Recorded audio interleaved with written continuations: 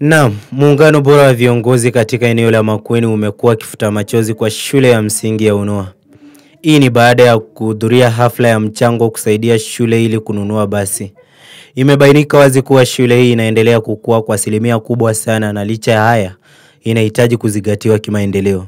Zoezi hili limefanikishwa na baadhi ya viongozi tajika kutoka eneo hili la Makueni akiwemo mbunge wa Kibwezi Bwana Mutuse, Fred Muteti kutoka kitengo cha Economic Zones, Mheshimiwa Susan Kiamba na viongozi wengi ambao wamehudhuria. Mbunge wa Kibwezi West Bwana Mutuse amekiri kuwa uongozi ni vitendo na wala sio porojo. Hii ni baada ya kuwasisitiza viongozi kutia fora na kuhakikisha uongozi wao ni wa vitendo tu, bali si kupiga gumzo bila mafanikio kwa mwananchi. Ukitaka kuchaguliwa lazima ufanye maendeleo, ama namna gani? Si mmesema mnataka siasa ya maendeleo, hamtaki siasa ya mdomo mtupu, ama namna gani? So tunaheshimu kila mtu. Hakuna basi ambao tutanunua hapa Unua ambayo itakuwa ya chama fulani, ama namna gani?